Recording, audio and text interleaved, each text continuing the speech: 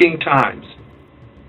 You can't sit here and tell me you don't fucking know what happened. You shoot a goddamn 12-year-old little girl in the back of her fucking head when she's holding a goddamn infant.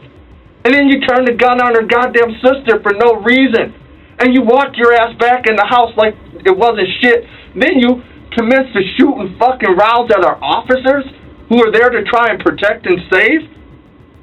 And you can sit here and tell me some bullshit? This is Jason Mesich, and he emptied a gun into his wife, turns it on two sisters next door, and barricades himself in his basement against the police. August 30th, 2020, Bloomington, Minnesota. Jason and Angela Mesich are married, living an ordinary life in a quiet residential neighborhood. Around 11 p.m., the two of them are standing in the detached garage of their home when an argument breaks out. Not about money, not about family, but about how much sex they're having. It's the kind of fight that plays out in marriages every day, one that usually ends in silence or a slammed door. In this house, it ends with a body. Jason goes back inside, comes out with a .40 caliber handgun, and starts firing.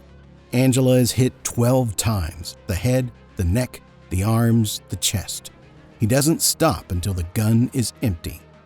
He isn't finished. Next door, sisters Canisha, 29, and Makayla, 12, are helping their family load a U-Haul, getting ready to move out of the neighborhood.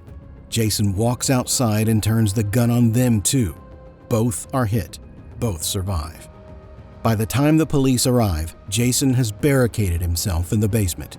He's screaming, throwing things, firing more than 40 rounds at the officers outside. One bullet punches straight through a squad car. Eventually, the gun goes quiet and he surrenders.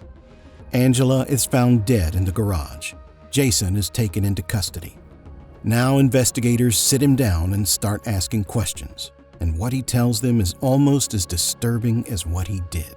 Okay, again, like I said, my name is Detective Boomer. This is Detective Martin. When we're finished, I will make sure I put my business card in your property so that you have it, so that when you're not here anymore, you have my direct line and my email if you need to get a hold of me, okay? So, first things first, I just want to kind of go over, I don't have your booking packet in front of me, so I want to go over your information to make sure I have your right spelling of your name, your phone number, and all that other stuff. So, just for the record, what is your full name? Jason Michael Mesich. Mesich. And how do I spell your last name? M-E-S-I-C-H. Okay. And just so I know, it is August 31st at 13:17. Okay. And our case number for this one is 20007702. All right, and what's your home address? 8340 15th Avenue South, Bloomington, Minnesota. Okay. 425. 425. Thank you. And your birthday is what? March 23rd, 72. 72. That makes you how old? 48 or so. Okay. And what is your current occupation? Failure analysis tech 2. Failure analysis? Yeah. Tech? Okay. And where are you currently employed? Skywater Foundry. Where's that located? You know where the bass ponds are? Yeah. Right next door to it. Oh, okay. It used to be Cypress. Oh, yeah. So, Yeah. Did they change names? yeah. I didn't even I didn't know that. Okay. They were there forever, yeah. Mm-hmm. It's the same people. We were Cypress before. Okay. We just Skywater bought them off. All right. So you've been there a while. Yeah. All right. What's a good cell phone number for you if I need to reach you? 651 403 3480. 3480. Okay. And do you have a work number if we needed to call you there? A personal line over there, like your own line? No, no? it's Okay. just all right, that sounds good. And is there a home phone, a landline at the house? No? Okay.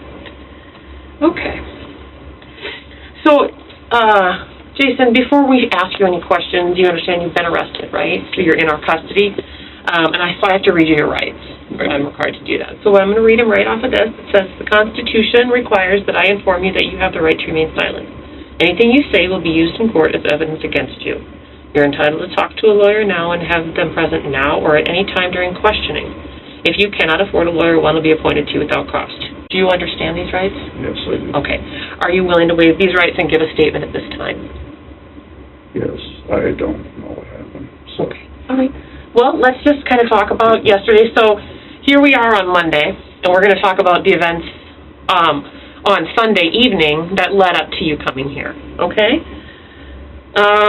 So you live at your house on 15th Avenue with whom? My wife, Angela. Angela? Okay, and how long have you two lived there? We've been there for 10 years. Oh, quite a while.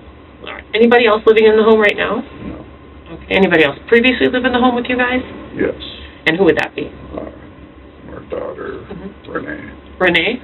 And we had her mother. Uh-huh. She was stage 4 cancer, so we took care of her until she passed. Okay. That was back in 2015. Okay. So, Renee, does she have the same last name as you? Yes. Okay. Where does Renee live now? 72 Thomas Lane in Chaska. Okay. And who does Renee live with over there? Her fiance, Zach. Mm-hmm. And their several pets. Okay. And the grandson, Roon. What's his name? Roon, R-U-N-E. R-U-N-E. How old is Roon? He's 3. 3. Okay. And that is Renee's son? Yes. Okay. All right. So you live in your residence, 8340 15th, with your wife, Angela. And why don't you tell us what you guys did yesterday evening, Sunday evening? I know we just came back from a hike. Okay. And then we had a couple shots of tequila. Mm-hmm. And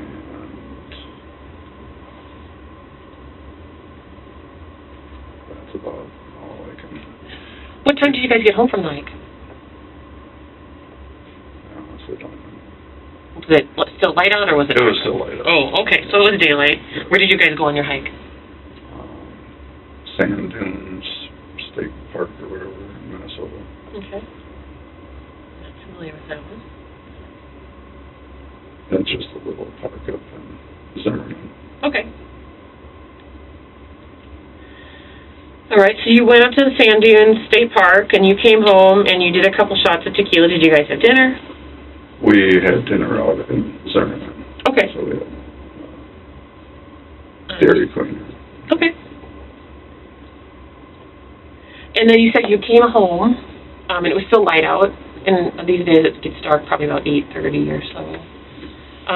Was it starting to get dark or no? It was, I don't think so, because I hooked up the trailer, pulled it forward. We were supposed to go up north for a funeral this weekend. Oh, okay. So then the camper is just a trailer that it's a makeshift camper. It's outfitted for a camper. Yeah. Okay.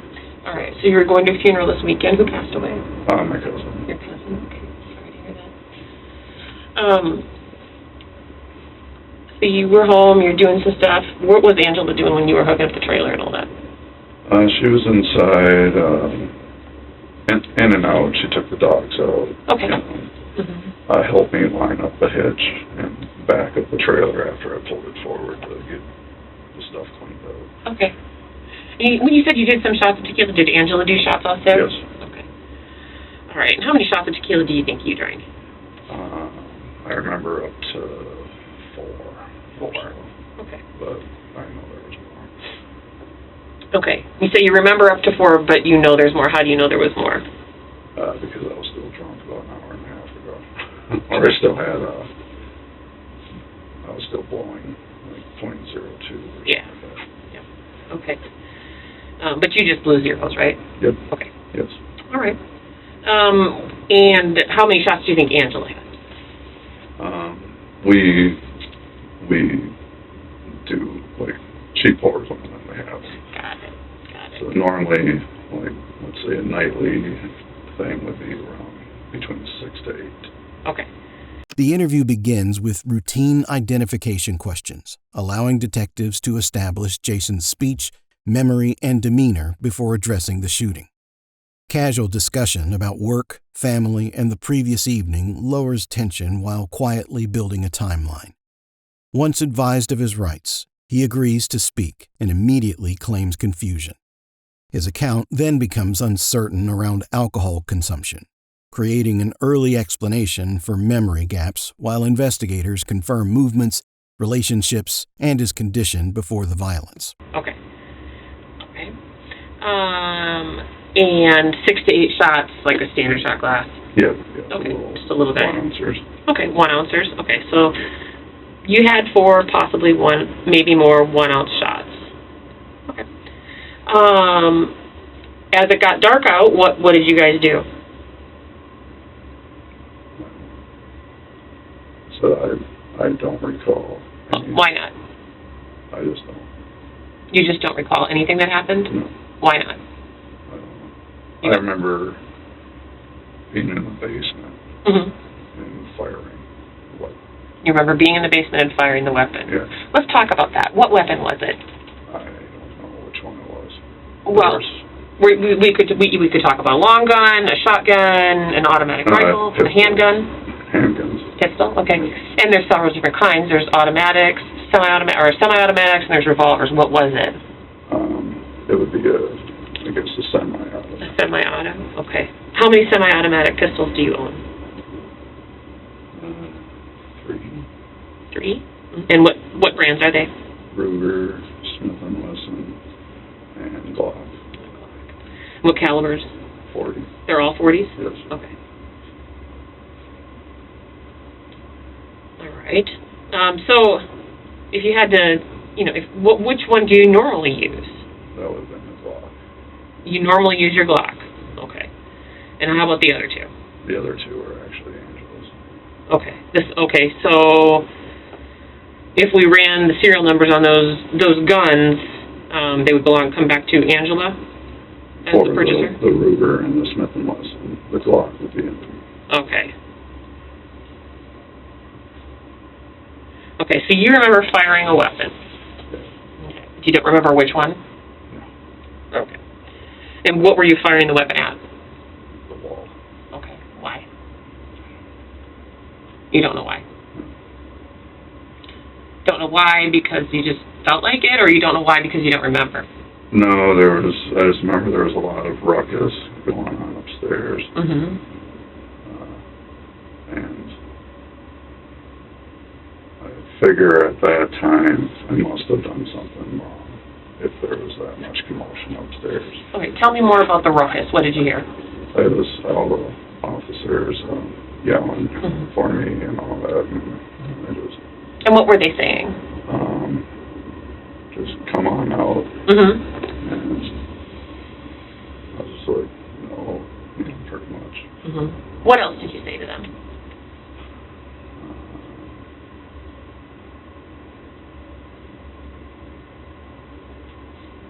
I think I asked if dogs were okay. Okay. And I remember something about there's a black dog in the corner of the yard. Mm-hmm. It's like okay. Mm-hmm. And what else did you say to them? So you remember a black dog in the corner of the yard. You remember them telling you to come out. Tell me more about that. Why were they telling you to come out? Because I was being a jerk down in the basement. Probably because you were being a jerk? Discharging. Right. Okay. You said you were firing at the wall. Yeah. What else did you fire at? There's a clock on the wall. Mm-hmm. Yeah. I remember doing that one. Mm-hmm. Yeah. All right. Why? I think at that point I was just like, whatever.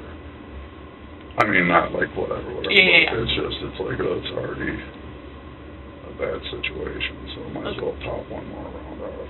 Okay. So tell me more about why it's a bad situation. Why was it a bad situation? I don't know. I just remember... Well, you knew it was bad, right? I was asking if my wife was okay. Okay, why would you be asking that?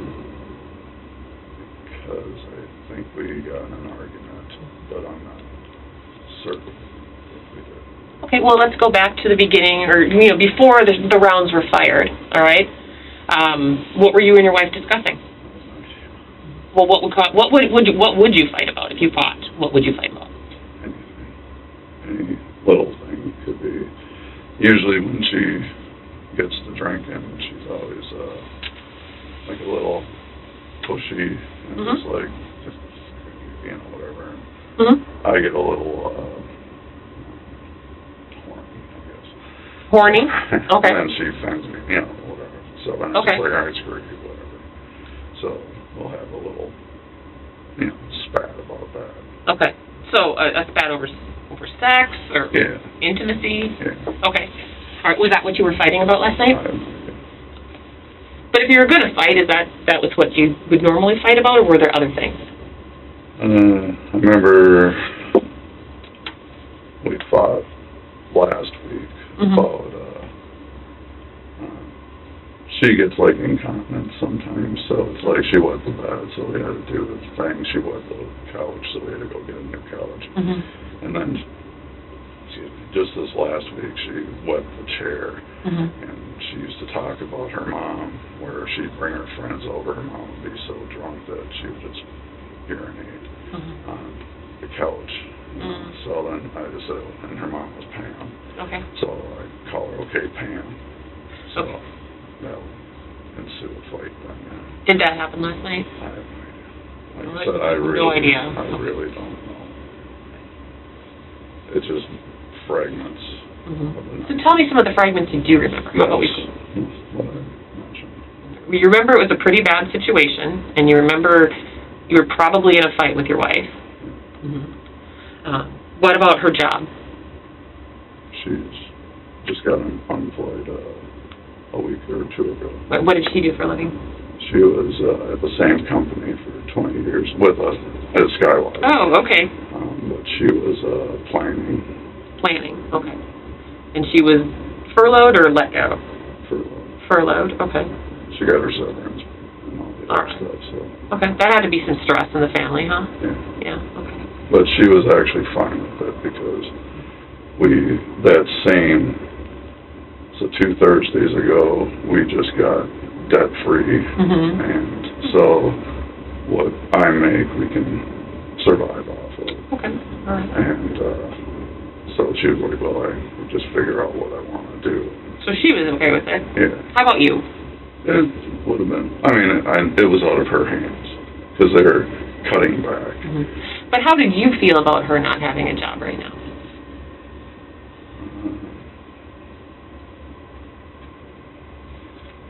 Not too, because we're on our vacation, so we already had that planned. So she was saying, I'll wait until after the 11th to start looking for a job. And that's where I was like, well, you can look anywhere you want, because we wanted to kind of get out of the area, because it's just whatnot. And wanted to go maybe north a little bit. So that's where I was like, well, if you find something in, like, let's say, Forest Lake, we can move out that way, and I can just drive down here to work, and that's fine. Were you upset that she wasn't working? Not really. Not really? She had a mental issue last year where she was actually on LOA for 5 months from like August or July, August, until December. And so she was home that whole time, and now she's been, since this stuff, she was working at home most of the time anyway, so she's just at home. So it was kind of like it'll be nice to have, a little time to myself at home. Okay. All right. Jason's memory becomes selective rather than completely absent. He recalls weapon types, ownership, calibers, basement gunfire, police commands, the dogs, and even shooting a clock, yet repeatedly loses the sequence surrounding Angela. Detectives expose this inconsistency by moving between specific facts and missing gaps. He begins minimizing this conduct as drunken recklessness while introducing marital tension, intimacy disputes, humiliation, unemployment, and stress, gradually supplying possible motives without directly confronting the shooting itself or her condition. So, what happened out in the garage? How did you guys get out in the garage last night?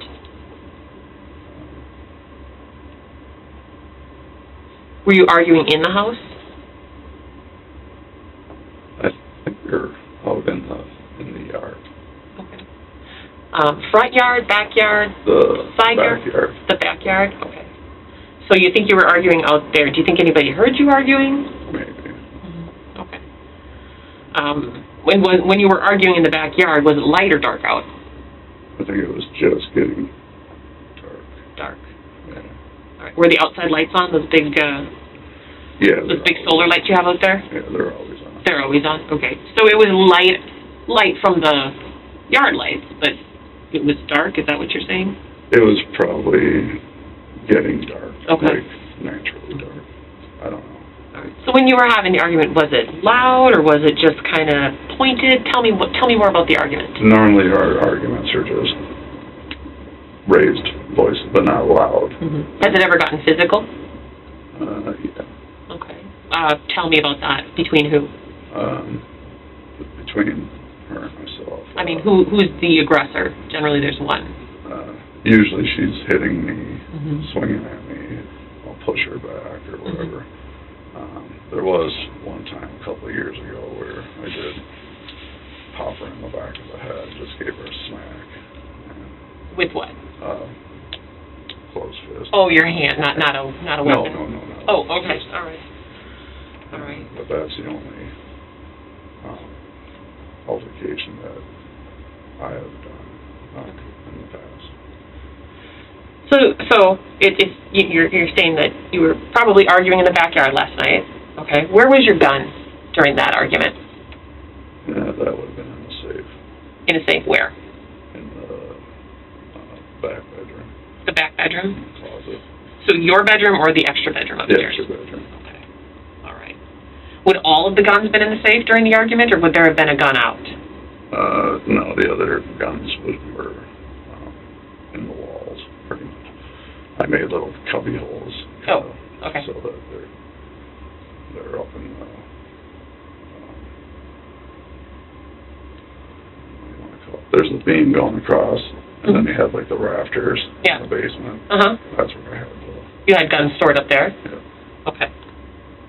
So at what point did you have the gun in your hand when you guys were outside?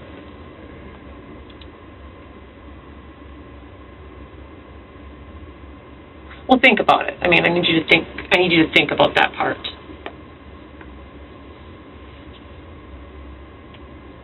I really need you to try to remember these parts because it's starting to come back, and I need you to remember more.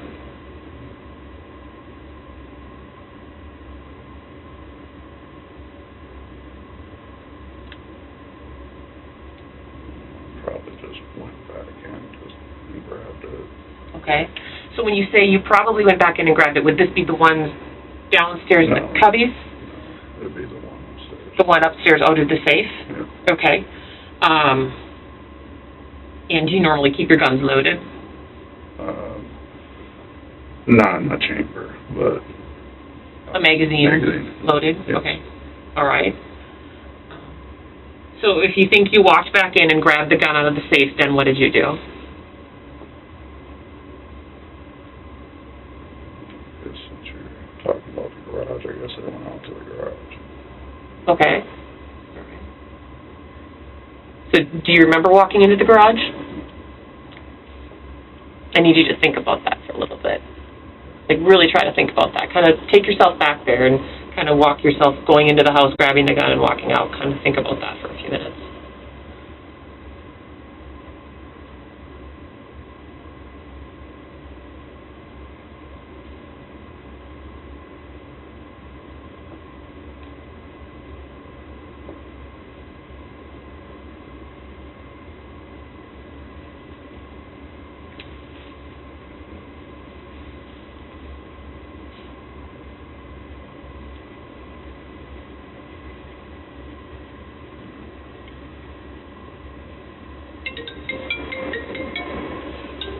2 minutes. For a second? Okay. Keep thinking about that. I'll be right back, okay? I'm sorry, I have to take this call. It's really important.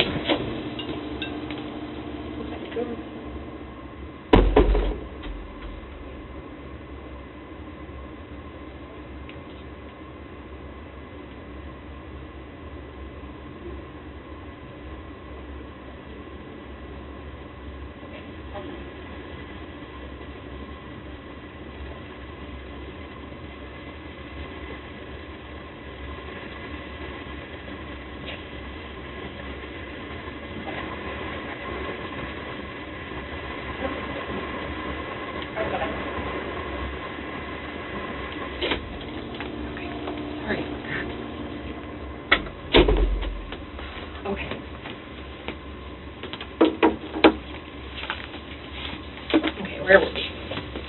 I think I remember her in the garage. She was leaning back against the back end of her car. Something, I don't know what we were arguing about, but she hit at me. Then I think I did like that, like to this portion of her. And then... So you're demonstrating kind of hitting her with 2 fists? Yeah, like a... Kind of like in the... Up in this area. The clavicle, the collarbone area? Yeah. Okay. Okay, tell me more. Briefly remember having a pistol. And then...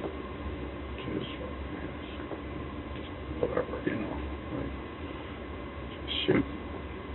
What did she say? Like, just something, you know, probably said something like, oh, I just want to whatever, and I think she said, like, well, just shoot me then, and I think I went, popped it off, and outside of the door. But I don't. Then what? Think really hard, Jason.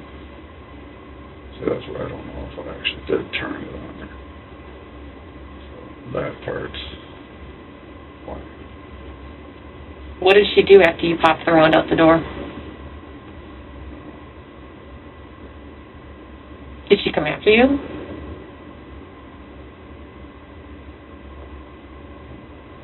No? I think so. Okay, no.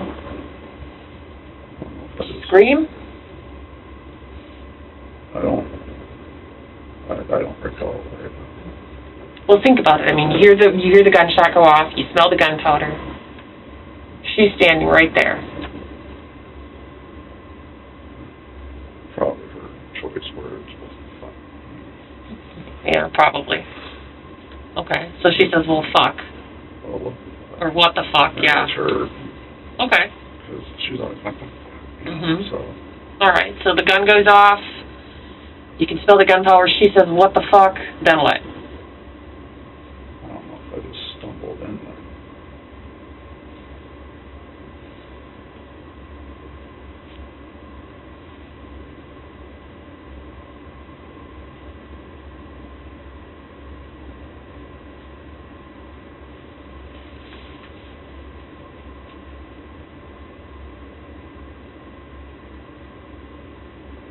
You stumbled back in? Yeah. Tell me about that. I just stumbled back in and had a couple more, swig or whatever of the thing. I don't know. You stumbled back in, I'm confused, you back in the garage, or? No, into the house. Oh, I'm sorry, okay, you lost me for a minute, because we were in the garage, and the gun went off, you shot the gun out the door, you think, and she says, what the fuck? And then what? How many times did you fire the weapon in the garage? If you can remember. Just one side that I can recall. Think hard about that, though, okay?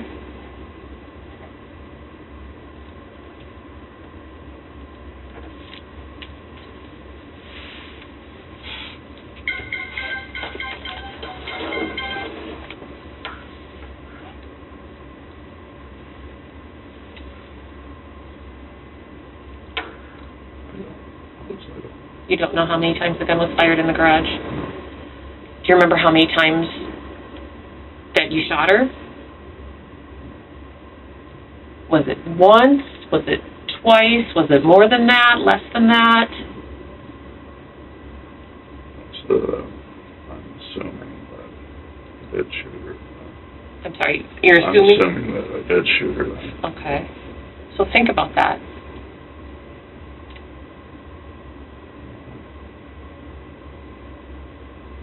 If I did, I probably emptied it. And so you think you had the Glock? That's what you originally said. How many rounds go into the magazines of those?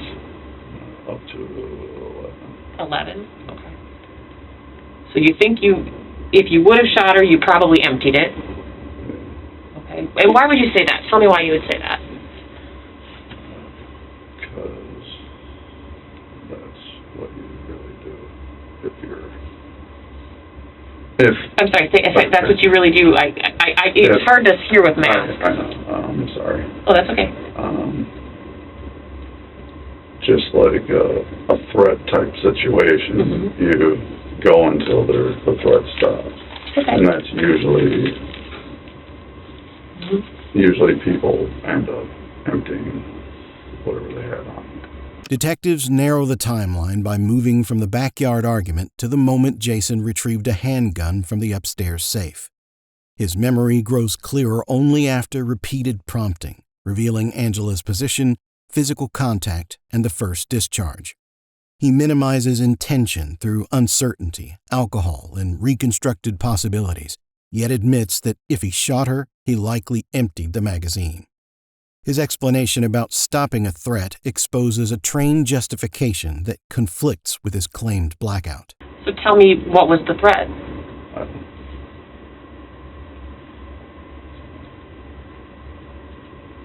Okay.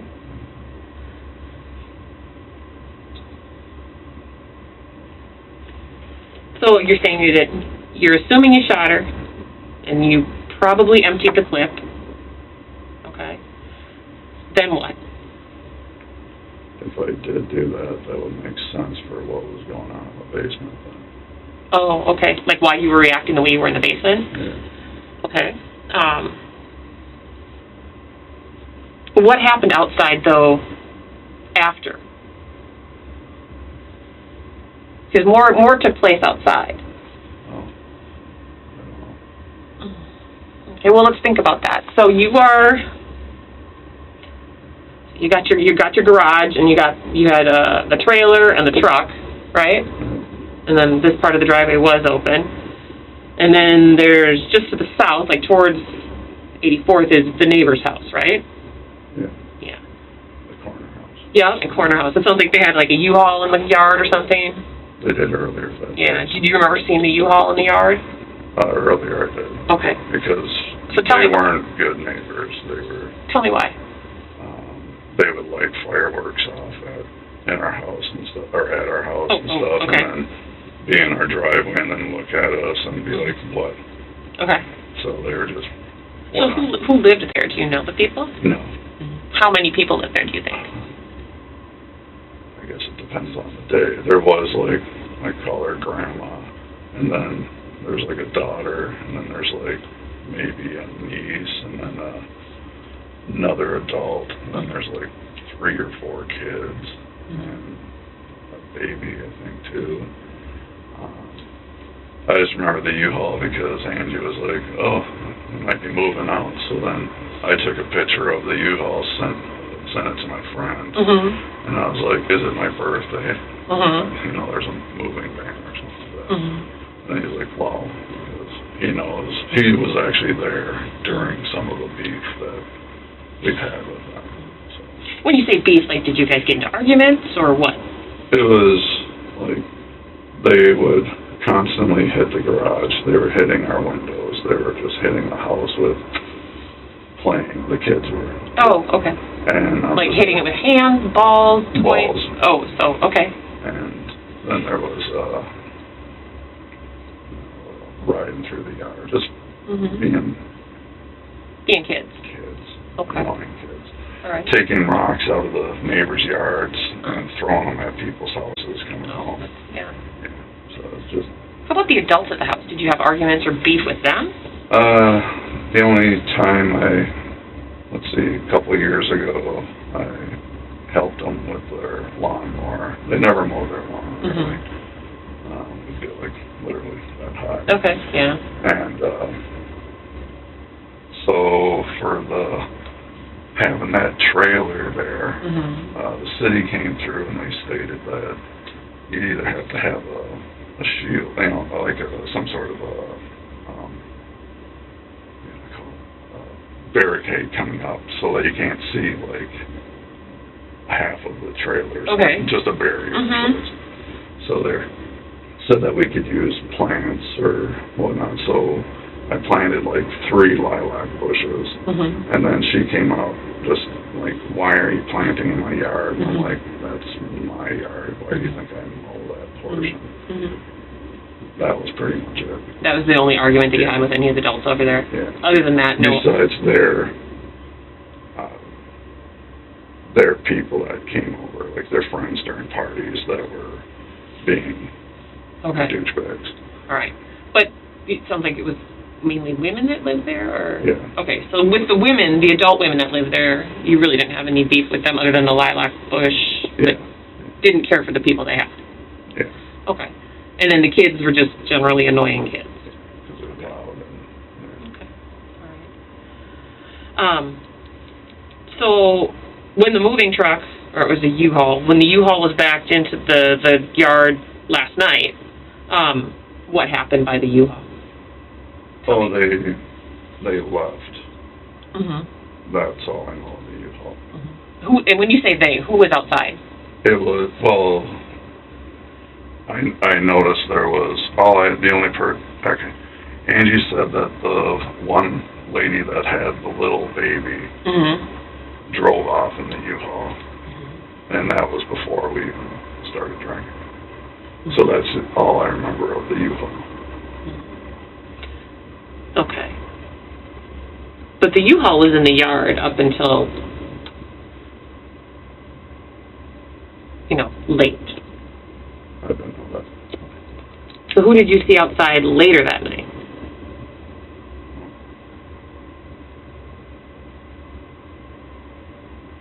You don't remember seeing any of the family outside? I don't recall anything.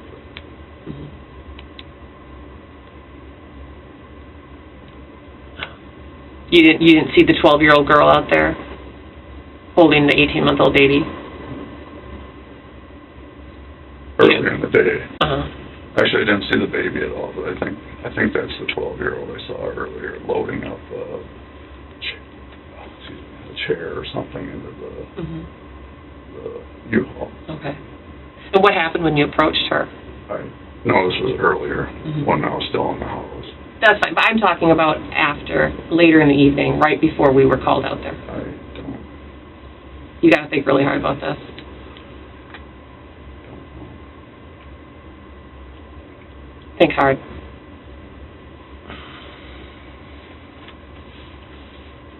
Because we found your Glock magazine over in their yard, and several spent rounds. Or I should say casings. It was right in the same spot where you shot that little 12-year-old girl.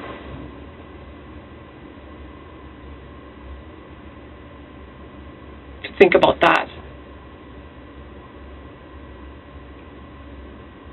I just want to understand why. I want to know what she did. She's 12. I'm trying to figure out, what was the flame that set Jason off last night? What happened? Why did this happen?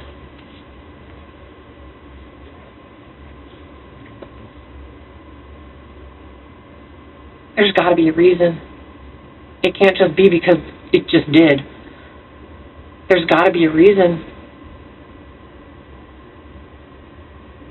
Maybe just opportunity or something, I don't know. It's just opportunity? Yeah. Okay.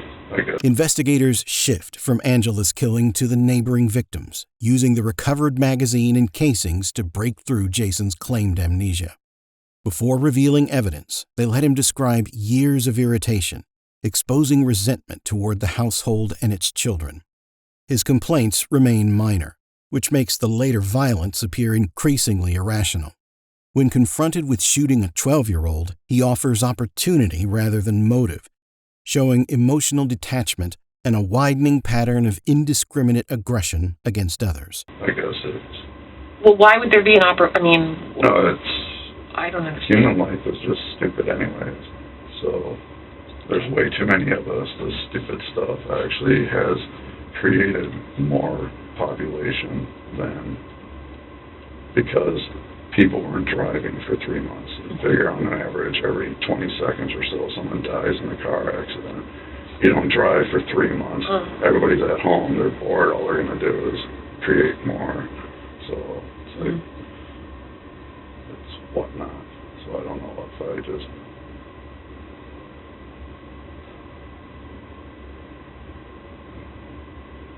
She's 12. Yeah.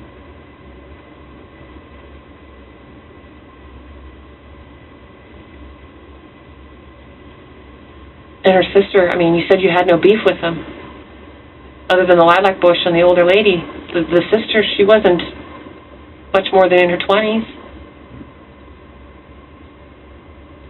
Why shoot both of them? I do not recall that. I don't recall. So what am I supposed to say to the family that, oh, I'm sorry, he just doesn't remember? Like, would that be what you wanted to hear? No. But I can't give you There has to be a reason why this happened. There has to be a reason why it started with Angela and it progressed over to this family. Or vice versa. There has to be a reason. Maybe they made a noise. Did you think that they saw you? Did you think that they knew what happened with Angela? That they knew you shot her? Maybe. Okay. Or they were just being loud. Okay. I was already in that state, I guess, so... Okay. But what got you into that state? How many times did you reload the weapon?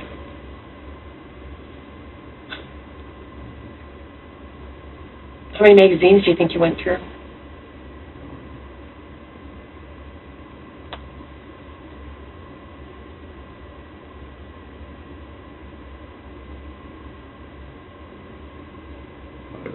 Memory issues. I've had concussions, brain injuries, so I can't recall a lot of stuff. So in this, I don't know if I just mentally blocked it out. You got to really start trying to think about unblocking it. I mean, you remember specifically planting 3 lilac bushes to build a barrier for your trailer. You specifically remember going to Dairy Queen that night for dinner and hiking at Sand Dunes National Park or State Park. Those are some pretty specific details that you can remember. That's earlier before drinking. You specifically remember being downstairs and shooting in a hole in the clock, which, yes, you did. And that was right. I mean, that was a pretty specific shot. Right before I did my hands and had to walk backwards up the steps. So you remember that, too. I remember that. And I remember everything here. But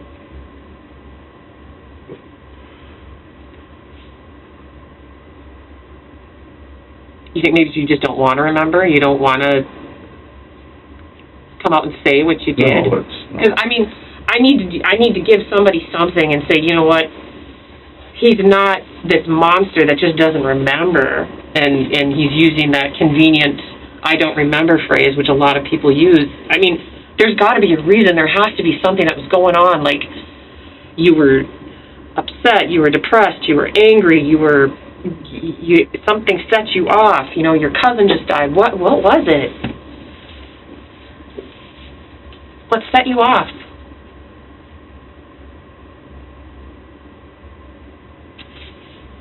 Probably just some argument. Okay. And some argument with whom? With the wife. And what was that argument about? Come on, Jason. I don't know. I don't remember. Well, think about it. What was it about? Probably sex. Okay. It's mostly that. We haven't had much of it lately. Been drinking a lot more. Mm-hmm. And so then, not in the mood type. Mm-hmm. So I'm guessing it was something related to that. Mm-hmm. Okay. What did you say to the officers when they got there?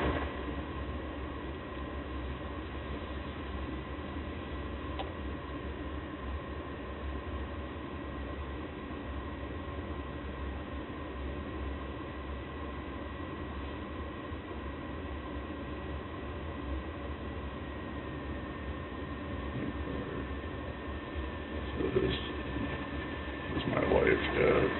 Mm-hmm.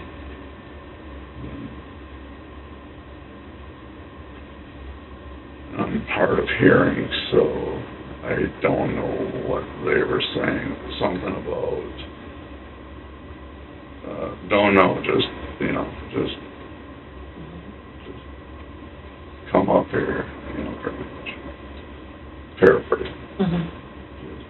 And then,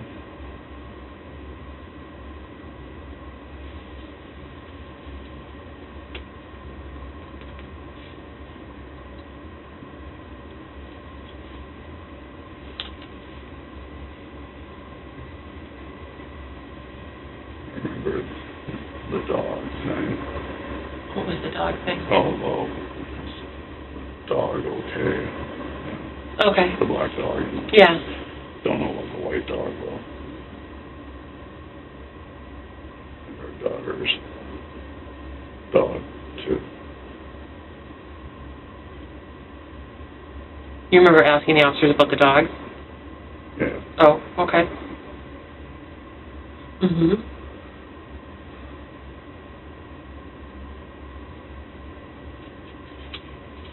What else?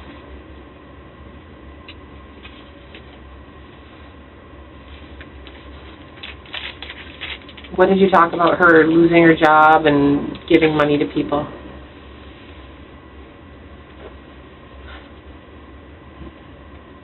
What did you talk about that? Well, I know she does, like her dad, or like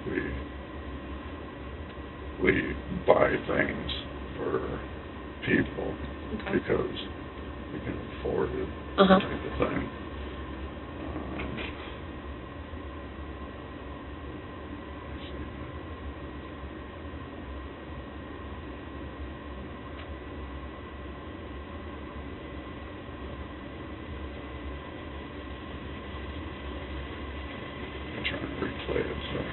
No, that's good. That's what we want you to do. We want you to try to replay, to bring those memories back.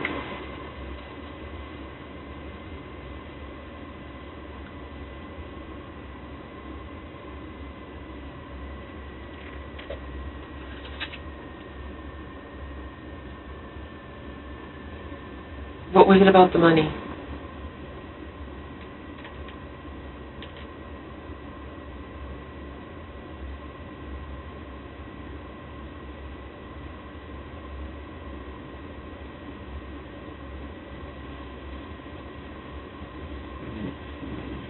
I know we used to give our daughter like $100 a week.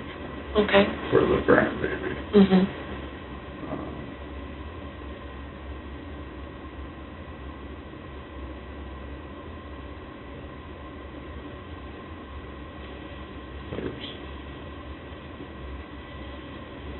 She doesn't like to give money away though. Okay. So that's where I'm confused at. Okay.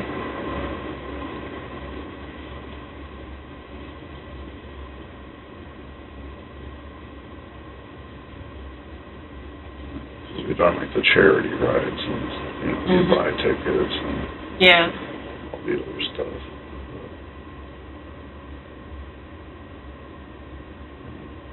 Doesn't do.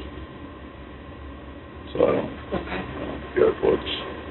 I'm just trying to figure out what the argument was about with the money and why it got to this point where people get shot and die. Jason's explanation shifts from memory loss to a disturbing worldview that devalues human life, revealing emotional detachment rather than simple intoxication. Detectives challenge his selective recall by contrasting missing violence with precise memories before and after it. Under pressure, he slowly identifies resentment over intimacy, heavier drinking, and financial tension as likely triggers. His repeated guessing allows partial admissions without full ownership, while investigators frame the sequence as escalating anger rather than an unexplained blackout.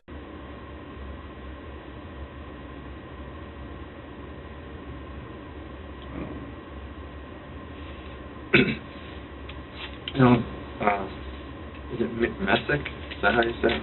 Mr. Mesich, I've been sitting here listening to you, and it just sort of strikes me that you don't recall any of the hard things, and you've been able to recall every single thing that wasn't hard.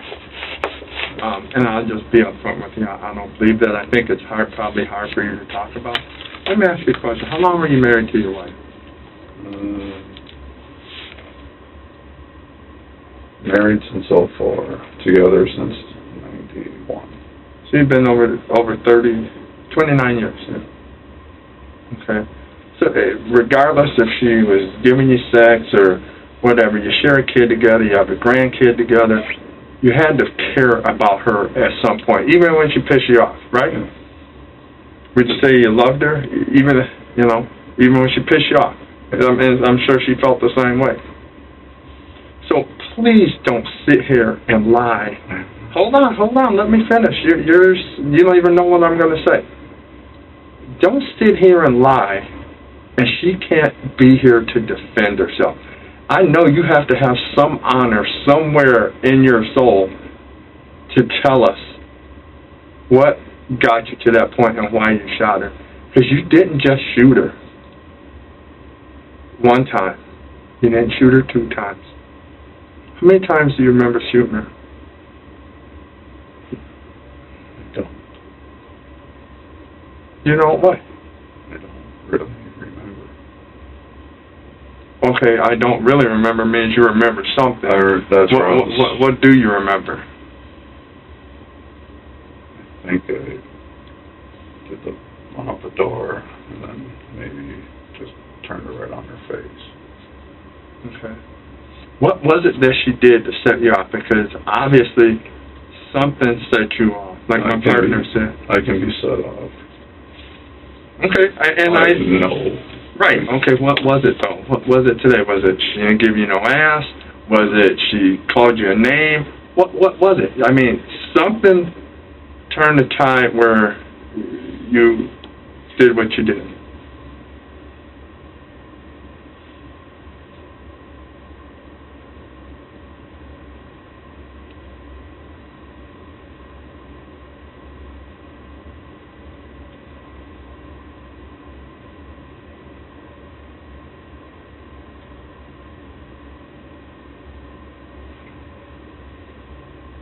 Like I said, I can snap.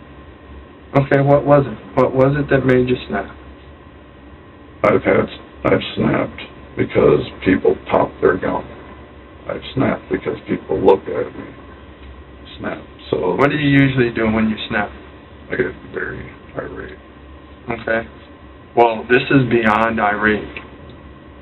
Okay, this is beyond irate. I don't need to explain that to you. When you're sitting here shaking your head, no, shrugging your shoulders, that may work in high school. Listen, Mr. Mesich, this is a whole nother thing. She didn't deserve it. I don't care what the hell she did. Okay? And now she's never going to be able to defend herself. She's never going to see her grandchild. She's never going to see her daughter. You got to have some honor in you somewhere to tell us the truth and be honest. I mean, you're not getting out of here, okay? So my point is, you're not getting out of here. We have all the evidence we need to keep you here. No, I'm not. I don't want to make up. I want to have you tell us what happened, Mr. Mesich, because I mean, what you did was horrific. This was not someone who just shot and killed his wife. Okay? So your wife is gone. We have a 12-year-old fighting for her life. We have her sister fighting for her life. They were moving. They're moving to get out of your neighborhood. Okay? And it wasn't because of you. I talked to the one lady before they had to put her under for surgery. She said, I never had a problem with the guy. They stayed to themselves, and so did we. So, first of all, but I want to get back to your wife. Tell me why you would shoot her that many times. What happened? She probably said, well, just shoot me then. So you just reacted because you blew up? I mean, and that was all. That was it that set you off. Yeah. How many times you shoot her? How many times you think you shot her? If you want me to explain to you what we found, I have no problem doing that. I'm not going to bring out photos because I think that would be cruel. Okay? So, how many times did you shoot her, Mr. Mesich? What do you think? So I said I probably emptied the clip just to make sure. Make sure what? That she would, because if I'm going to kill someone, I'm going to make sure that they're dead. So was that what you did? You emptied the clip to make sure she was dead? Okay. So, how do you get... I appreciate you being honest about that, I really do. How do we get from what happened with your wife to the neighbors, to the child that was holding an 18-month-old little girl? How do we get there? What happened there? Because if you emptied your clip, guess what you had to do? What'd you have to do? My other ones. Okay, so 3 clips. So you have more clips on you? You didn't go back in the house? You went right from the garage over there? I don't know. You just said no, so you obviously know. No. Usually if I'm going to grab the pistol, I'm going to grab the clips that are right there and put them in my pocket. So I wouldn't go back in. Well, you're saying usually like you've done this before, which you haven't, so... Well, when we take the guns out, we usually have all the clips on us. Take them and do what? No, it's just on us. Okay. Who's we? The wife. Okay. Okay, well, I get that. How did you get over to the yard? What led you over to your neighbor's house?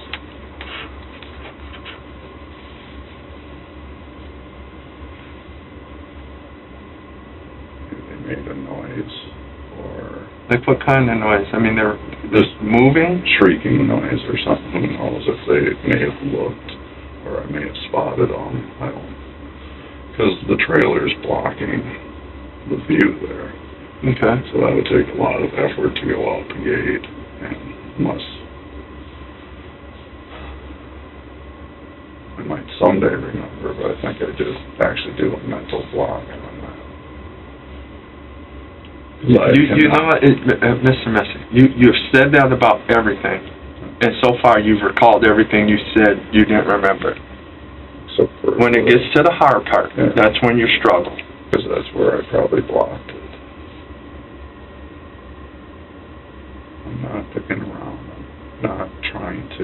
You're not picking around. You're lying your ass off. Yes, you are. Trying to lie. Mr. Mesich, me and my partner have been doing this for a long, long time. I mean a long time. And I've seen way worse. But I've never had to sit in here and listen to someone just think, shaking your head no, and shrugging your shoulders. That shit doesn't work. Maybe when you were young. Maybe when you're dealing with people that don't know what happened. I mean, okay, so you came forward with what happened with your wife, and I appreciate that. The second detective abandons the softer approach and directly attacks Jason's selective memory, using Angela's absence, their long marriage, and the injured neighbors to create moral pressure. Jason finally moves from uncertainty to intent, admitting he likely turned the gun on her, emptied the magazine, and wanted to ensure death. He still distances himself through hypotheticals, but his comments about snapping, carrying extra magazines, and immediately continuing outside reveal preparation, awareness, and purposeful escalation afterward. Now, up to this moment, I wasn't even sure if she was dead. who? My wife. Well, when you empty a clip in someone, what do you think? Before you guys came in here, I was still thinking, is she alive? If she not, I don't know. Okay, but you know now, so it doesn't matter what you didn't know when we now came you're in telling me here. about the neighbors. Yeah, you know it now. I don't recall that either. Well, do you want me to spell it out for you in real great detail and see if you can recall it? Yes. Okay. They're moving, minding their own goddamn business. All women, no weapons, no men to protect them. Moving, trying to get out of your neighborhood. And not because they didn't like you, but because they found a better place for them to stay, for their family. Bigger place, nicer place. All of a sudden, they're leaving. And they start screaming. Because their 12-year-old sister, their 12-year-old daughter, their 12-year-old niece, same girl, gets shot in her head while she is holding an 18-month-old baby. She goes down and falls on top of the child. Now she's screaming because she smashes her head. Mom comes around. You shoot her multiple times in her legs, which every shot went right through her, to the point where she could not stand. You heartlessly shoot these people for no reason. There's no way in the world you're going to sit here and convince me that you don't know what you did and that you blacked out for that minute.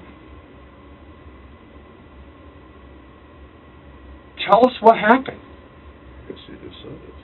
Well, I want to hear from you. How did you end there? Why did you shoot so many times? Another woman said you shot at her and you missed from 10 feet away. Tell us what happened. I don't recall. Mr. Mesich, okay. So here's how this will play out, okay? Here's how this will play out. You're showing zero remorse for these other victims. Okay, you showed some for your wife. A little. Very little. Showed a little remorse. So... Huh? Human life is worthless. So your wife's life was worthless? At times. Yeah. But your life is worth something? So why didn't you take your life? You took... well, who knows if they come out of surgery. Do you think you have the right to take someone's life? Does anyone have the right to take your life for no reason? Don't shrug your shoulder. You know the answer. You're a grown-ass man. You know no one has a right to take your life for no reason. No reason at all. Actually, how old are you? You're 43? 48. 48. You've got to live your life a pretty long time. Did you get to live past 6th grade? But you trying to take this girl's life, so who knows? She's in intensive care with a gunshot wound to her head, with brain matter coming out of her ear.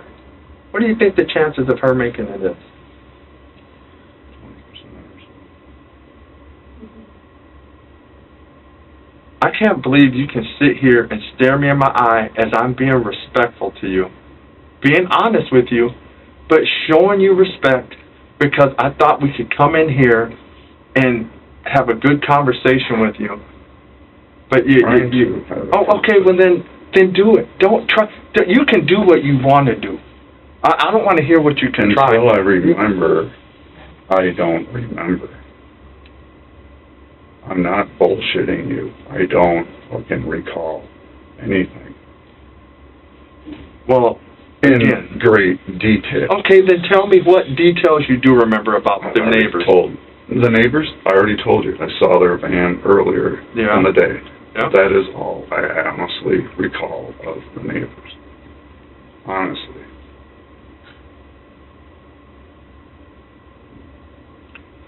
But you shit fucking plastered drunk.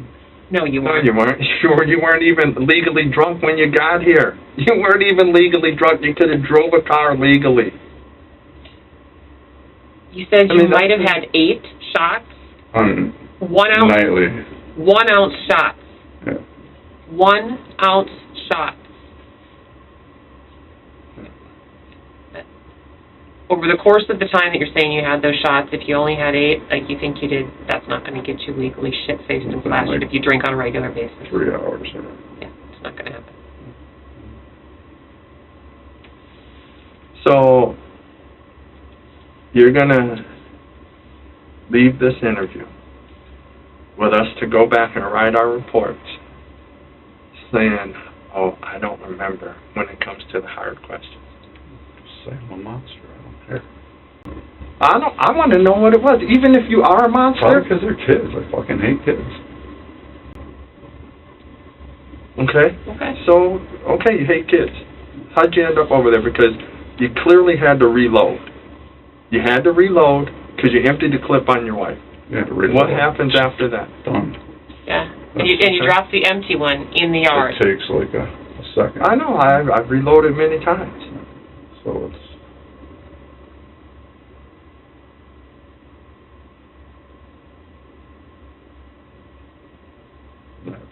I honestly don't Don't know. say honestly.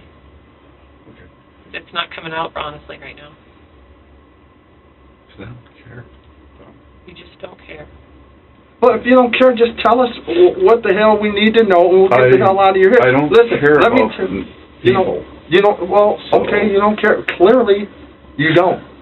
Then just tell us what happened, because we know. But we need you to talk to us. I mean, you already told us about your wife. So tell us what happened with the neighbors, and we'll get you the hell out of here. Obviously, you don't like people. You don't like us. Tell us what we need to know, and we'll get the hell out of your hair. That's all I need. Tell us what we need to know, because you know you know. I know you know.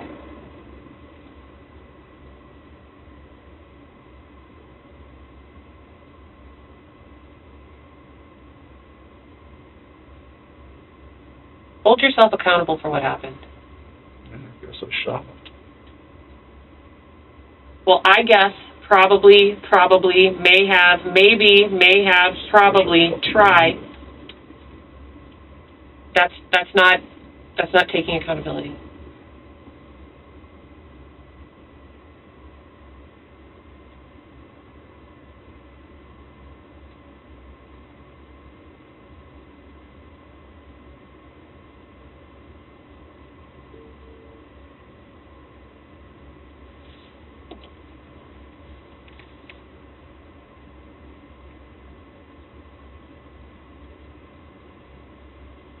What else to say?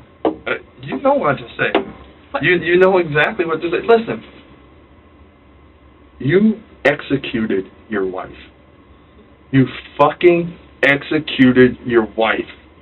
You shot her at point-blank range umpteen fucking times. You can't sit here and tell me you don't fucking know what happened. You shoot a goddamn 12-year-old little girl in the back of her fucking head when she's holding a goddamn infant. And then you turn the gun on her goddamn sister for no reason. And you walk your ass back in the house like it wasn't shit. Then you commits to shooting fucking rounds at our officers who are there to try and protect and save? And you can sit here and tell me some bullshit that you don't remember? That is some weak-ass shit, if I've ever heard it. Tell us what the fuck happened. The confrontation reaches its harshest point as detectives abandon rapport and use moral pressure, evidence, and the victim's vulnerability to challenge Jason's claimed blackout.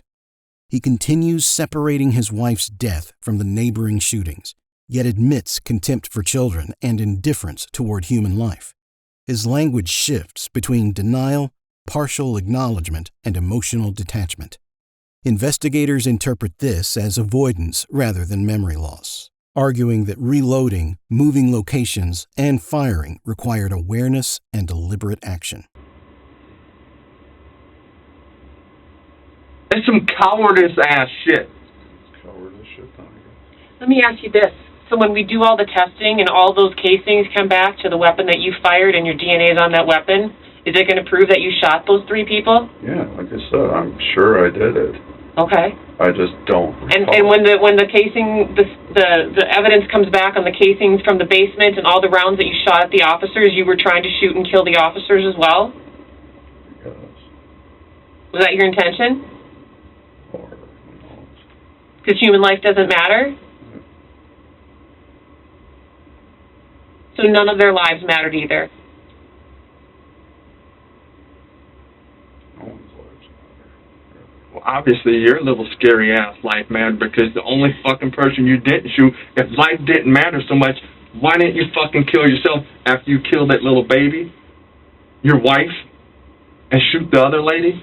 If it's so, your life and lives don't matter, why'd you save yourself? That's the coward way out. So, I'm going to ask you one last time. Here is your opportunity to tell us what happened. I mean, okay, you go to jail for the rest of your life anyway. Then give us something to tell these people. Tell these people what happened. I don't recall going to the goddamn fucking neighbors, okay? I don't recall. I'm sure I did it, though, because fucking kids and I don't like them. And I've had so much whatever pent up bullshit with them being loud and obnoxious, and they do it on purpose because they know we don't like it. So then they're just sitting outside their fucking door going. So they've talked to you and they know what you do and don't and what you don't like. Because I yell at them, go shut the fuck up. It's like, why don't you go play it the goddamn fucking other side of it? You know, you play right in the middle of the street. They do whatever. And You mean the public street? Yeah. Oh. But there's a parking, or there's a playground. Like Why don't you take your ass somewhere and leave so you don't have to I'm trying to watch TV. Well, and then they're trying to be kids and have a good time.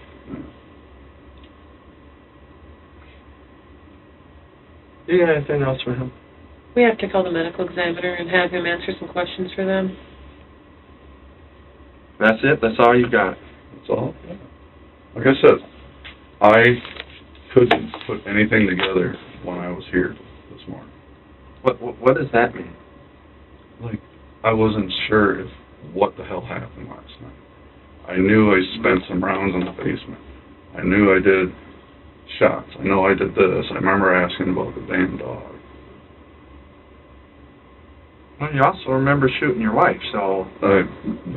We've tailored that one together. No, over the course of this you interview. tailored it together. Yeah, We weren't there. You tailored it. In the interview, recollecting it, actually thinking about stuff. Like I said, later on, I may recall what happened next door. It's just at this moment, I can't give you shit. Mr. Mesich, you know, I don't know if you think if you lie enough to yourself that you believe it in your own head, there is not a damn thing you can say to ever convince me that you remember everything else except for the hard part.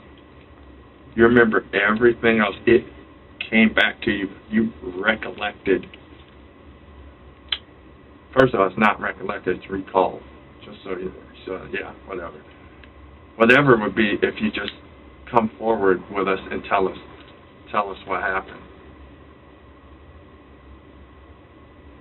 I mean, you're wasting your time. You're wasting our time. I guess I got the rest of my life. Well, you do. So it's not wasting my time. That's for sure. It's just wasting your time. So let me ask you this. You have a grandchild, right? Yeah. Do you hate him? He's a little retarded, but yeah. And you hate your daughter? Yeah. Oh yeah. I told her to go fucking kill herself. So if someone killed them, wouldn't you at least want to know what the hell they did? If you pissed them off or something? I mean, off of what it. If you go ahead and go to their funeral, wouldn't you be like? Wouldn't it just drive you crazy to not know what the hell these people did to make them kill your family?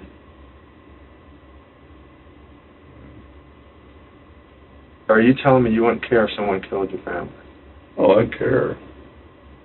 So what do you think these people are like, Mr. Mesich? I mean, they're never going to see you. They're never going to have the opportunity to get back at you.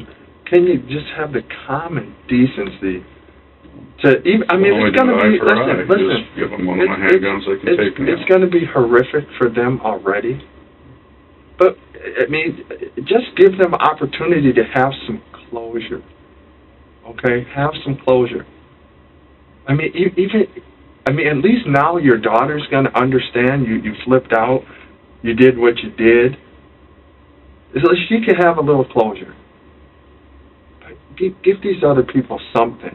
Give me something. I mean, give me a little bit, something, please.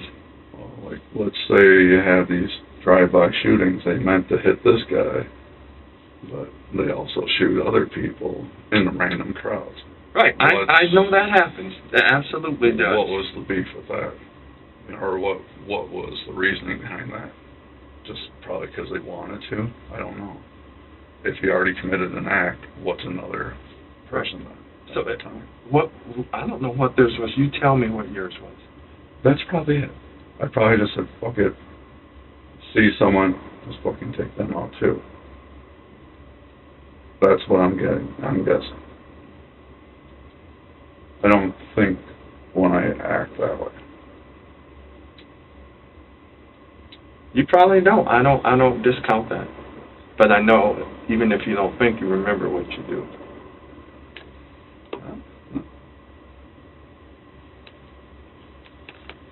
So how often does it happen when you don't remember what you do? Every couple of years. I've had things where we've had an argument at our old place, and like 3 days later at work, I just start laughing. I'm like, the trash can went through the window. The what? The trash can went through the window. Through the trash can through the window, replaced the window, but I didn't recall that I did that until 3 days later. Well, throwing a trash can through a window and murdering someone is not the same. Those things don't leave your brain. They do not leave your mind. Let me ask you this. How long did you plan to do this? I don't plan things. You don't plan anything? No, if I would have planned it, I would have done a lot. But tell me what you mean. If I'm going to plan something, I'm going to figure out different things. I'll try to tailor the situation to my thing so I'm not in this. If I planned it, we wouldn't be here. So if you planned it, we wouldn't have caught you? In my head, yes. In your head, yes. If I would have planned it. So are you telling me you didn't plan this? No. It just happened? It's just a rage thing, just like, screw it, fuck you, I'm done with this. So which part didn't you plan? You didn't plan to kill your wife, but then you thought, well, now there's an opportunity, let's go try to kill somebody else? I didn't plan anything. But I wouldn't have went out hiking with the wife, had a good day and all that stuff, just to go, oh yeah, tonight I'm going to fucking pop her in her head.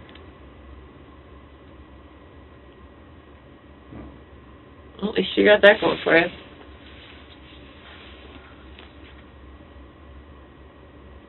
So this is what you want us to put in our report? I don't fucking care about that. make up a story if I can tell Well, them I don't do that. I don't do that. That's not what I do.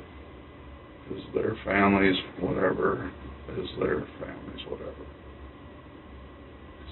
So your family gets to have a little closure. Little, I guess. Your daughter, your grandson, whatever other family your wife may have, they may get a little closure. How about the little girl's mom? What did she get? Flipped out and they were just... Even my family doesn't really get a closure. At least they know what happened and why it happened. You just told us. You just told us. They've probably known that I probably actually end up doing that, anyways. How would they know that? Have you shot someone before? Why would they know that? Just because I flip out. Have you threatened to kill him before? Have you threatened to kill your wife before?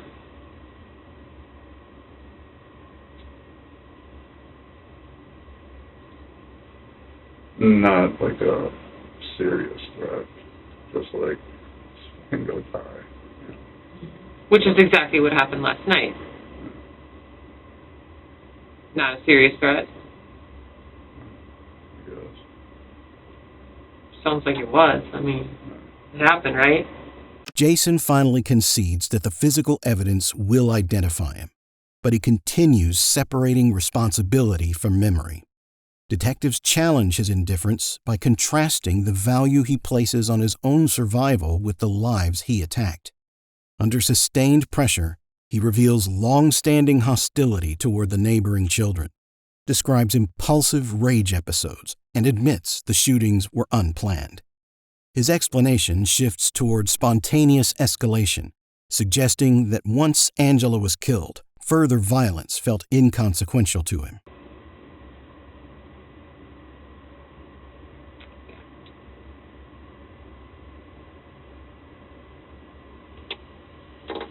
So you got nothing else other than... Nothing else. I don't like getting myself irritated and pissed off.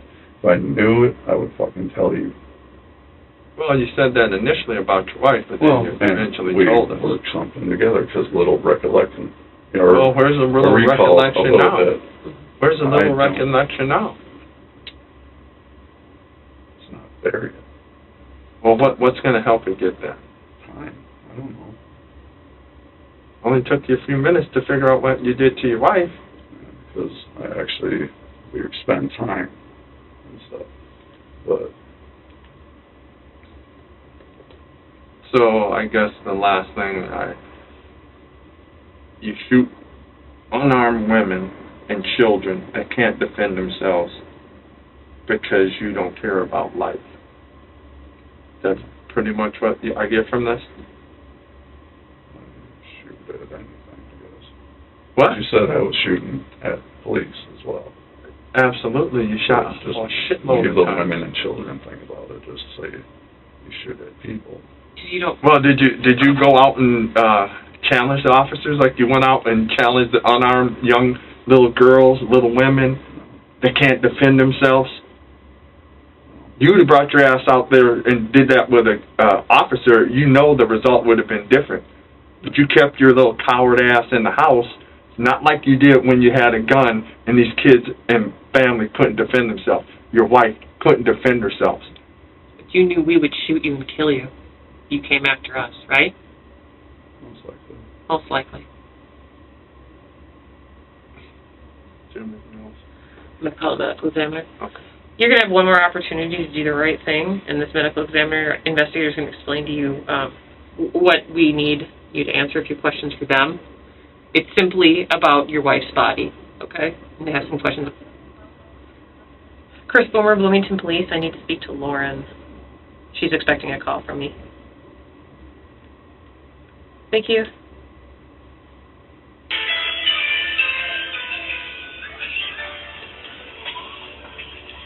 We don't have a form. She just reads something, right?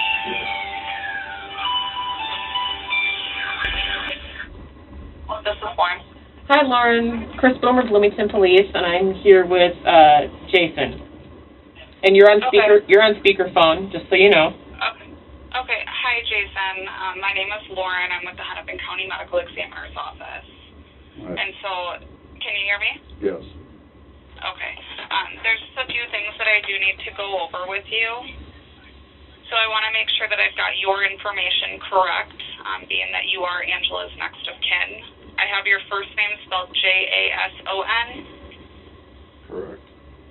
Okay, and your last name is M like Mary, E, S like Sam, I-C-H? Correct. Okay, and you are legally married to Angela? Yes. Okay, and your address is 8340 15th Avenue South in Bloomington, 55425? Correct. Okay. And what would normally be a phone number for you? 651-403-3480. Okay, and I have Angela's first name spelled A-N-G-E-L-A? Correct. And middle name is Lynn, L-Y-N-N? Yes. And same last name spelled the same as you? Yes. Okay, and her date of birth is December 17th, 1972? Yes. Okay. And did Angela use alcohol at all? Yes. Would you say socially or an alcoholic? We're alcoholics. Okay. Did she ever receive any sort of inpatient treatment for that? No. Okay. And tobacco use? She did, yes. Okay. Smoked cigarettes or? Yes. Do you know if she smoked like a pack a day or more or less than that? That would probably be correct. About a pack a day. Okay. And any street drugs of any kind that you know of? No. It's been a Did she have any years. medical problem? She had mental issues with forgetting stuff a lot.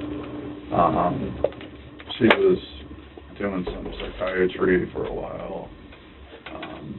Then just medications over the counters and some prescribed medications. Okay. Any significant medical problems that you can think of? No. Okay. If she had to go to the doctor, where would she go? Trying to remember the name of the. It's off of 98th and Lindale. It's just a clinic. Okay. Like either like Alina or Fairview. Does that sound familiar? I think it's Fairview. Okay. And do you know where she went to the psychiatrist? It was out in Egan. I don't recall the guy's name. Okay. Bill something. Okay. And where did she go to the dentist? She didn't. Okay. Can you remember the last time she ever did? Probably 04, 05. Where do you think that would have been? That would have been in Oakdale. The place isn't there anymore. Okay. Can you remember what place it was?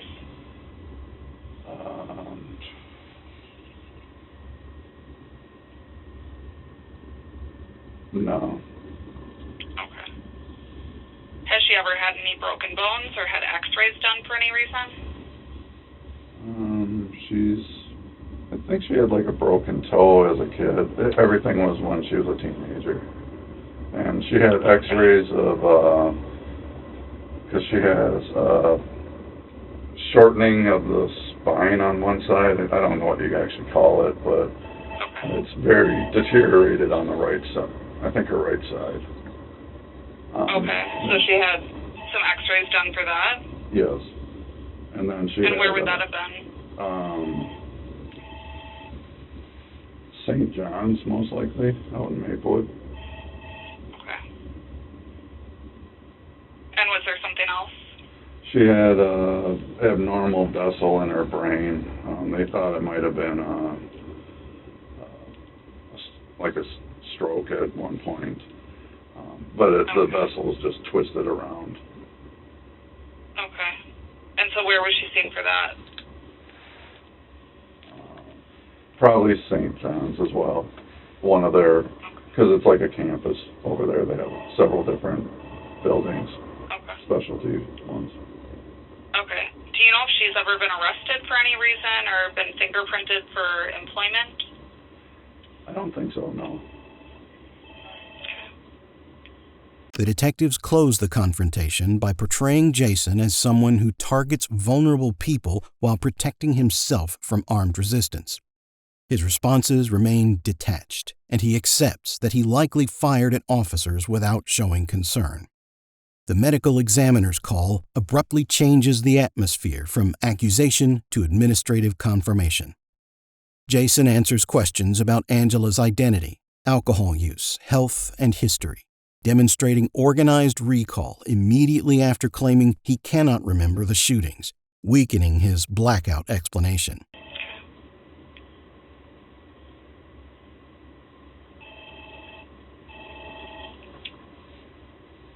And did she have any recent coronavirus symptoms?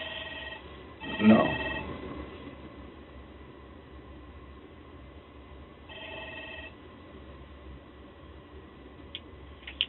Okay, so we're going to be doing an autopsy tomorrow, and then it would be your first right as her husband to make funeral arrangements. Is that something that you are planning on doing, or something that you would want to relinquish to another family member?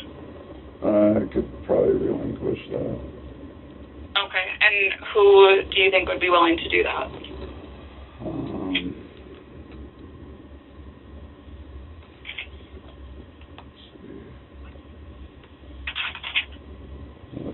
Only the daughter right now, but I know she can't afford it. I don't know if she's in that state of... Okay, well, we can start with her. Do you want to relinquish rights to her, and then if she decides she isn't able to do it, then we'll move on from there? Yes. Okay, then I'm going to read to you, it's called the next of kin relinquishment of rights to make funeral arrangements. And I have to read it to you word for word. So it says, I do hereby state that I relinquish my rights to make funeral arrangements. If no one comes forward to make arrangements and take financial responsibility, I understand that the medical examiner's office will determine the final disposition of the remains, and they will contact a local funeral home for cremation or burial. So these next statements, I just need you to say I will or I will not. Okay. The first is make funeral arrangements for the final disposition of the remains. I will not.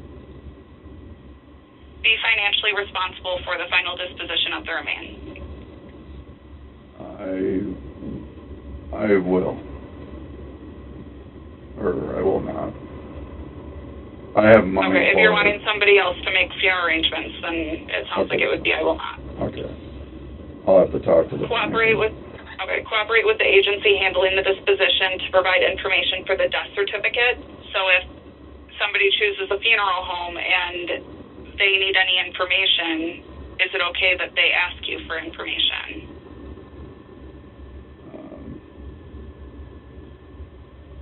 Or would you prefer to never be contacted? Yeah, I don't need to be contacted. Okay. Agree to provide my signature for cremation if that is to be the final disposition. So as her next of kin in the state of Minnesota, you would have to consent to cremation and provide your signature. So if her daughter decides on cremation, would you agree to provide your signature for that? Yes.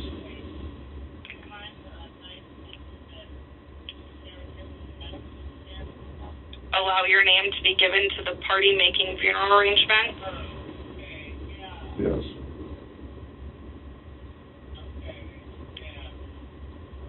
Okay, and then relinquish my right to make funeral arrangements to a specific person? I will. Okay. And then what is the daughter's name? Renee.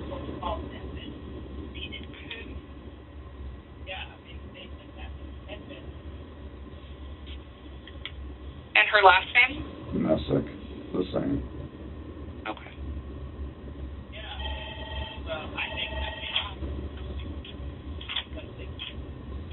Okay, and then I will give the detective, I don't know if you have a pen and paper, but I can give the detective our contact information in case you need it. Okay, go ahead.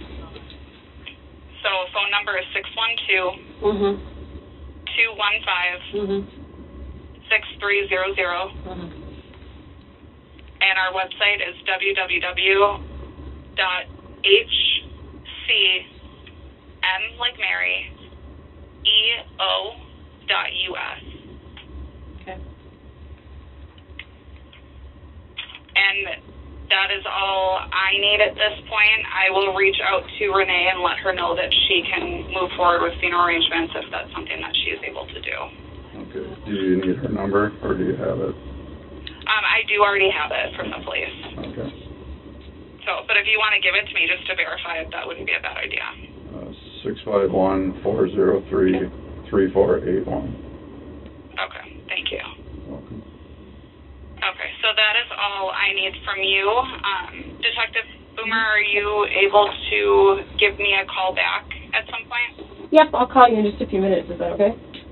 Yep. Okay. Thank you. Yep, bye-bye. Okay, bye-bye. All right. So we're going to end the statement at this time. Is there anything else you want to add to the statement? No. At any time during the statement, did I make you any threats or promises? No. The interview closes with an administrative shift. After resisting responsibility for the violence, Jason answers questions about Angela's medical history and relinquishes control of her funeral arrangements to their daughter. His organized responses again contrast with the selective memory he claims moments earlier. By declining further contact and offering nothing additional, he ends the interrogation emotionally detached, leaving detectives with partial admissions, physical evidence, and a recorded pattern of minimization rather than a complete examination. Jason Mesich would never face a jury. On February 10, 2021, he entered a negotiated guilty plea in Hennepin County District Court, admitting to second-degree murder for killing Angela, attempted second-degree murder and second-degree assault for attacking the two neighbors, and first-degree assault for firing at a Bloomington police officer during the standoff. During the hearing, he acknowledged that he attacked the neighbors because he believed they might have heard the shooting inside his garage. Judge Hillary Caliguri determined that Mesich entered the plea knowingly, although his formal convictions and punishment were finalized at the sentencing hearing on March 15, 2021. Members of the neighboring family described the lasting effect the attack had placed on them. Mesich apologized and said he would have to live with what he had done for the remainder of his life. The court sentenced him to 367 months for Angela's murder, 180 months for the attempted murder, and 36 months for the second-degree assault. Those terms were ordered consecutively, producing a total sentence of 583 months, approximately 48 and a half years. He also received 134 months for assaulting the police officer, but that term runs concurrently and does not increase the total sentence. Under Minnesota's standard sentencing structure, Mesich is expected to serve roughly 2/3 of the term behind bars before completing the remaining portion under supervised release. That would keep him imprisoned for approximately 32 years and make him more than 80 years old before any possible release. The interrogation that began with claims of missing memories ultimately became part of a case resolved not through a trial, but through his own guilty admissions and a sentence that could keep him confined for nearly the rest of his life.